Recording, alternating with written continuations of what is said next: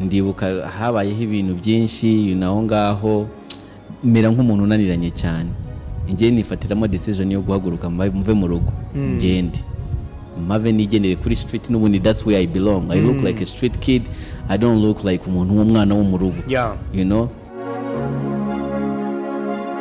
Nibyo koko burya agenda nikica kagira mubi iyo kaza kuba kica kari kunangura benshi kadasize na Semitego Muzafaru uzwi na benshi nka Dumba. Uyu inkuru y'ubuto bwe yuzuyemo ububihe n'ubusharire bw'ubuzima kuva ku kuvukira mu rugo rusaba umunyu kugera ku kwisanga mu buzima bwo ku muhanda ari mayibobo atunzwe no gukina urusimbi gakunda abona amandazi yo kurarira. Kurya kenshi nabaga nabonye nk'udufaranga nakinye urusimbi rwa biyari aho mu Giporoso ubone muri biyari ndi mubi. Ukarya amandazi ukarya amandazi ibyo ngibyo you know. N'umunwa we yivugira ko yabyukiye mu rugo rukennye ariko kandi rutatanaga n'intonganya. Avuga ko yabyurutse abona sakubita nyina amuza gutira imyambaro. I have seen my mother from Kamambiri from gutira igikwemba akakubwira ati Muzafaru wagiye kwa mama Sara arantu wikaga mama Sara umubwire antize igikwembe, you know, antize kugira ngo agende muri ahantu bamutumiye mu bukwe akagenda ukagenda yo nawe umwana atumye umwana we kugenda gutira igikwembe bakaguha igikwembe papa akagaruka agasanga yagiyeyo papa icyo abanza kumubaza ati imyenda wambaye byonyine wayikuye nagakubitwa izo nkoni zo kuba yambaye imyenda yasabirije urumva. Ubuzima nk'ubwo nibwo bwatumye papa we na mama we batabasha kubana karamata nk'uko byakagombye kuko baje gutandukana bakiri bato. Nyina asigana n'umugogoro wo kurera abana batanu bose kandi babasha gukura ndetse ni kenshi uzumva mu kanwa ka Dumba hasohokamo amagambo y'urukundo yo gushimira mama w'umubyara kubera uburyo yabashije kubahasoringana. Shout out to you again my mother, love you so much. Ndagukunda cyane ndagukunda cyane. Ariko se iyo tuvuye mu zamateka y'uyu musore wamamaye nk'umwe mu ba social media influencer bakurikirwa cyane ku mbuga nkoranyambaga zitandukanye ariko cyane cyane Instagram, dusanga uyu Dumba ari mu ntoki. Reka iby'ubuzima bwe tubisasanure tubihereye mu ntango bityo urusheho gusobanukirwa biruseho ubuzima bwe bwose kuva mu buto bwe kugeza uyu munsi wa none. Ikaze kuri Rugwiro Empire aho inyandiko z'amateka zihurizwa hamwe zikaba imbarutso y'inkuru zuje icyanga. Kandi subscribe bityo ucukubi no kuvumba yo wenjewe. Nukunda kandi iyi video wibuka gukanda like unayisangiza abandi. Naho nge wumva nitwa Obed Rugwiro. Ikaze nanone. Semitego Muzafaru wamamaye nka Dumba yavutse mu mwaka w'1946 avukira Imbarara mu gihugu cya Uganda. Umuryango avukamo n'umuryango w'abana batanu, abakobwa 2 n'abahungu 3. Dumba avuga ko yavukiye mu muryango utishoboye bitewe n'uko papa we na mama we babanye ari bato bituma ubuzima bubakubita. Avuga kandi ko se yari umugande wavukaga mu muryango uciriritse mu gihe mama we yari umunyarwanda akaba yarakomokaga mu muryango wifashije kuko ngo ababyeyi be bari abatware mu Rwanda ku ngoma ya cyami. Bitewe n'uko Dumba yavutse mu bihe by'intambara Imbarara bahamaze igihe gito bajya kubigoma muri Kongo. Nyuma y'umwaka umwe gusa baba muri Kongo bagarutse Imbarara muri Uganda. Nyuma ababyeyi be baje gutandukana, nyina asigara arera abo bana bose uko ari 5 mu buzima bugoye cyane ariko abasha kubakuza. Dumba ati buri kintu cyose nakiniraga ni mama wanjye wakimpaga. Ku isi ntabwo ndabona umuntu w'intwari, umuntu w'umutima nka mama wanjye. Nyuma y'imyaka 6 bavuye muri Kongo, Dumba yagiye kuba kwa nyirakuru ubyara se amara y'imyaka 3. Nyuma y'iyo myaka 3 yamaze kwa nyirakuru, nyirarume yaje kumutwara iwe mu mujyi wa Kampala. Aho muri Kampala niho yaje kwiga amashuri abanza, ayarangije akomeza n'ayisumbuye. Ageze mu mwaka wa 2 wayisumbuyemo hagati, baza kumwirukana biturutse ku myigaragambyo yakozwe n'abanyeshuri nyuma y'uko director w'icyo kigo witwaga Kawasi abanyeshuri bakundaga yaramaze guhindurwa hashyirwaho undi mushya. Ibintu bitandukanye nk'imirire n'ibindi bitangira guhinduka bituma abana batangira kwigaragambya. Iyo myigaragambyo rero irangiye nibwo habayeho kwirukanwa kwa bamwe mu banyeshuri bigaragambije bahera ku bana bakubaganaga na Dumba bigenderamo kuko yarazwiho gukubagana cyane. Bitewe n'uko icyo gihe mama we yari yaramaze kujya muri Canada yagiye kwa nyirasenge ahamara iminsi 3 yaratinye kuvuga ko bamwirukanye. Nyirasenge amubajije impamvu atajya ku ishuri atinya kuyimubwira, ahubwo ahitamo kuhava. Aragenda ajya kuba ku wari umushuti we nawe bari barirukanye, ariko we kuko yari nk'ikirara kwirukanwa kwe papa we yari yarabyakiriye, baramwemereye kwibera mu rugo. Umushuti we yamwemereye kumucumbikira, akajya amuraza munsi y'igitanda kugira ngo bitamenyekana ko amucumbikiye. Arayemo kabiri yumva ubwo buzima atakomeza kububamo, ahitamo kuhava. Icyo gihe yahise ajya kuba kwa data wabo, gusa ngo agezeyo data wabo azaberanwa n'uburakari, amukubitagura ingumi nyinshi, arangije aravuga ati uyu ararangiye. Dumba avuga ko ayo magambo yamukorogoshoye, ariko kandi akanamutera motivasiyo yo kwiyemeza ko niyongera kubona ishuri azagaragaza ko atararangira. Icyo gihe ngo bamuhaye amafaranga bamwohereza mu Rwanda kubana na nyirarume hamwe na nyirakuru ubyara nyina. Icyo gihe bari batuye i Remera mu Migina. Icyo gihe ngo hari undi nyirarume nawe wabaga mu Rwanda, niwe waje kumushakira ishuri, abanza kumujyana Academy. Umuyobozi w'icyo kigo arebye uburyo yagaragaraga nk'ikirara, yanga kumwakira. Yanze kumwakira, nyirarume amujyana kwa Kalisa Apredi Ndera. Bagezeyo nabwo Kalisa yaragiye kwanga kumwakira habura gato. Ati Kalisa yaraje arandeba, afata umutwe wanjye arawuhindukiza, awerekeza ku bakobwa bari bicaye iruhande rwanjye.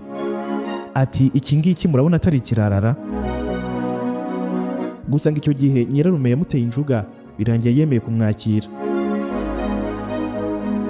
Icyo gihe yize ahereye mu mwaka wa 2 wayisumbuye, gusa ngo Kalisa wari umuyobozi w'ikigo yaje kumwikundira bitewe n'uburyo ari we munyeshuri wari uzi kwiruka kurusha abandi mu kigo.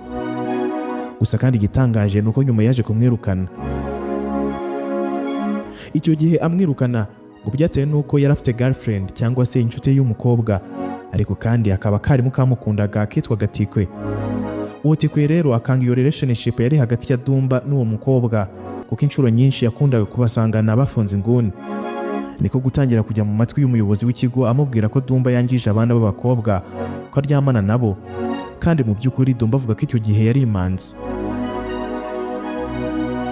Bitewe nuko uwo muyobozi w'ikigo witwaga Kalisa yarazi uburyo Dumba azwi cyane mu kigo, yatekereje ko ibyo bamuregaga ari ukuri, biza kurangira yirukanwe burundu. Icyo gihe ngo yari hafi gukora ikizamini cya Troncome. Amaze kwirukanwa ngo yagiye ku mushuti wari utuye Nyandungu, ahamara iminsi mike, arangije ajya kwa nyirarume amubwira ko bamwirukanye, biramubabaza, ajya kumusabira imbabazi, ariko bibi by'ubusa. Icyo gihe ngo ageze mu rugo yaramuhamagaye ati vayo hano. Aramubaza ati nibura se wakoresheje agakingirizo? Icyo gihe Dumba wari umenyerewe kubonwa mu ishusho y'umubeshyi yaribwiye ati n'ubundi nimvugisha ukuri nkavuga ko nigeze nsambana ntibari bubyemere. Niko guhitamo kumusubiza ko yagakoresheje ndetse anasaba imbabazi. Kuva icyo gihe ngo nyirarume yahise amutakariza icyizere. Dumba ahitamo gufata umwanzuro wo kujya kwibera ku muhanda, aba muri ubwo buzima. Umunsi umwe ubwo yari muri ubwo buzima bwo ku muhanda, abanyeshuri babiri biganaga nawe aribo Joseph na Solomon baje kumwegera bamusaba ko yazaza gukora ikizamini cya leta, kuko yataye ishuri yaramaze gusinya mu bazakora ikizamini cya leta. Dumba avuga ko yagize ubwoba bw'uko ashobora kuzatsindwa, gusa abo banyeshuri baramutinyura, bemera kumuha amwe mu makaye yabo. Avuga ko umwe yamuhaye ikaye ya history, undi amuha iya physique, aragenda arasoma. Igihe cyo gukora ikizamini cya leta kigeze, yagiye gukora nk'abandi, gusa igitangaje ni uburyo yaje gutsinda, ndetse yanatsindira ku manota meza, aza mu ba mbere batsinze neza kuri icyo kigo. Aho umwe muri ba banyeshuri bari bamuhaye amakaye witwa Joseph, Dumba yaje kumurusha amanota, kandi uwo Joseph na Solomon ari bo bagiraga amanota ya mbere muri class. Dumba avuga ko nubwo mu kwiga kwe atari wa mwana wo mu makaye, gusa ngo yari umuhanga. Amaze gutsinda, noneho yarabonye aho yahera asaba imbabazi. Gusa kandi icyo gihe mama we wabaga muri Canada nawe yari yaratangiye kumushakisha yibaza haba. Yarashwanye na musaza we wamureraga amushinja kumutakariza umwana, bityo nawe umutima utangira kumucira urubanza. Umunsi umwe Dumba yariyongoje ajya gusura mu rugo aho kwa nyirarume wamureraga. Bigeze ku mugoroba nyirarume arataha. Ageze mu rugo agikubita amaso Dumba, aramubaza ati bite? Undi ati ni byiza. niko kumubwira ko ashaka kugaruka mu rugo. Undi nawe aramubwira ati icyumba cyawe kirahari. Umunsi umwe uwo nyirarume yaramubajije ati ese ko abandi banyeshuri bakoze ikizamini cya leta wowe waragikoze? Undi ati yego naragikoze. Ati byagenze bite? Amusubiza ko yatsinze. Avuga ko yamubajije amanota yagize, yayamubwira agatekereza ko amubeshye, aramwihorera. Bwarakeye azindukiraho amanota yari amanitse. Agezeyo usanga hari abana bari gutangara amanota Dumba yari yagize. Nawe ayarebye biramushimisha cyane, ataha yishimye, atangira kumukunda. Bidatinze ibigo abatsinze bagombaga kwigaho byarasohotse. Dumba yoherezwa kwiga i Nyagatare, agomba kujya kwiga biochimie, mu gihe we yari yarahisemo kwiga sciences main. Icyo gihe Dumba yavuganye na mama we amubwira ko adashobora kujya kwiga biochimie, yongeyeho kandi i Nyagatare. Gusa mama we amusaba kwihangana akajya kubyiga. Byaje kurangira byemeye, ajya gukomereza superieur i Nyagatare ahitwa mu Nsheke. Icyo gihe bitewe n'uko mama we yari yarishimiye bikomeye imitsindire ye, yamwoherereje amavarisi 3 y'imyenda n'inkweto nziza na Air Force n'izindi. Avuga ko ubwo yari mu modoka yerekeza ku ishuri Nyagatare, bageze i Karangazi yumva umuntu aragize ati Karangazi ndavamo. Icyo gihe ngo yaratunguwe cyane ubwo yibukaga ko ubwo yigaga i Ndera, iyo bashaka kubwira umuntu ko ari umunyacyaro bamubwiraga ko ari umunyakarangazi. Ahita atekereza ati niba bivugwa ko i Karangazi ari mu cyaro kibi, none tukaba tuharenze, ubwo noneho mu Nsheke si mu cyaro gikabije. Yaje guhindukira agaruka i Kigali, avugana na nyina amubwira ko adashobora kuhiga. Gusa icyo gihe nyirarume yararebye aravuga ati uyu mwana najya kwiga mu mujyi azangirika kandi azangora.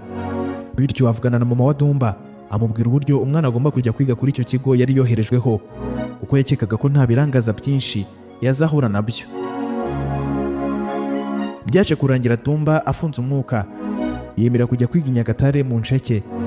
Biza no kurangira hishimiye nyuma yo kuhasanga n'abandi banyeshuri barenga 4 yiganye nabo Tronkome Indera. Mu 2005 ubwo yari hafi gusoza umwaka wa 5 wayisumbuye, nibwo babonye ibyangombwa bibemerera kujya kubana na nyina muri Canada. Nyuma y'imyaka myinshi yari ishize byananze gukunda, cyane ko yari yashize imyaka 7 yose batabana, kuko nyina yagiye Dumba yiga mwaka wa 5 w'amashuri abanza muri Uganda. Avuga ko kugira ngo kujya muri Canada bikunde byaciye kuri nyina wari urembejwe na kanseri, ndetse habura gato ngo inamuhitane, kuko abaganga bari baramubwiye ko asigaje ukwezi kumwe gusa ko kubaho. Niko kumubaza icyo yifuza kugira ngo byibuze nanapfa azapfe yishimye. Abasaba gukora impapuro z'abana be ngo bamusange muri Canada. Ntibyanatinda birangira bisanze muri Canada gutyo. Avuga ko ubwo bageraga ku kibuga cy'indege muri Canada, yabonye umuntu aje kubaramutsa, abona agasura gatoya karimo karamusekera. Abona asa na mama we, ariko wabanza kutabyiyumvisha neza akurikije uko yari asanzwe amuzi bakibana muri Uganda. Avuga ko nubwo byari ibyishimo, gusa kandi guhura nawe yarabaye gutyo ni ibintu byamugoye kubyakira. Ariko kandi cyashimira Imana nuko uyu munsi wa none akiriho, kandi ari umubyeyi ushima Imana kuko yabashije kurokoka kanseri. Dumba avuga ko ubwo bageraga muri Canada guhita batangira ishuri bitari ibintu byoroshye, bityo ko babanje gushaka ubuzima nyuma za kwiga ibijyanye na civil engineering. Avuga kandi ko byaje kurangira ashatse umugore, banabyaranye abana 2 akunda cyane, gusa kuko babanye bakiri bato baje kunaniranwa baratandukana. Dumba ubarizwa mu gihugu cya Canada avuga ko akazi akora ari akazi ko gutema ibiti, ndetse ko atewe ishema nako nubwo hari benshi bagasuzugura. Avuga kandi ko ako kazi amaze imyaka isaga 15 akora ari nk'uburozi, kuko bigoranye cyane kukareka bitewe n'amafaranga abamo kandi mu gihe gito. Ikindi kandi kakaba ari n'akazi gatanga ubwisanzure. Ngahe nguko ni nuko nsoje, ari nako ngushimira cyane ko twari kumwe. Nk'ibisanzwe mwari kumwe nanjye Obedi Rugwiro. Mukomeze kugira ibihe byiza, turabakunda, naho ubutaha Imana ibarinde. Bye. Nyamuneka niba uri umu content creator cyangwa uteganya kuba we ukaba ujya uhora wibaza uko abandi bakora ibintu byiza mu buryo bw'umwuga ariko wowe bikaba byaranze, ndagira ngo nkubwire yuko buri kintu kimwe cy'ingenzi ibikoresho bikwiye. Ibi rero nibyo mu Cyanzu Kegel Store batwegereje, aho bafite buri kimwe cyose umu content creator yakenera, kuva kuri mikrofone zifata neza amajwi zigura guhera ku 12,000 by'amanyarwanda gusa kuzamura, bakagira izo utumadikano wakoresha muri interview na comedy, kimwe n'izo wakoresha ukora documentaire nk'uku kwanjye. Bagufitiye amatara ya kamera y'ubwoko bunyuranye, tutibagiwe na stand za telefone, kamera y'itara ryayo n'ibindi. Uzakarusho se nuko babanza kukugira inama y'ibikoresho byakugirira umumaro bashingiye ku bwoko bwa content ukora. Twiri Comedy rero iyi microphone ni yanyu. Murakoze cyane. Tugiye kubahata Comedy ucye bwire. Nyamuneka sura website yaba ari icyanzu.com wihahira ibi byose, cyangwa se ubahamagare kuri nimero reba kuri ekra yawe babikugezeho aho waba uherereye hose mu gihugu nta kindi kiguzi kiyongereyeho. Bakorera mu mujyi wa Kigali hafi n'inyubako yo kwa Makuza.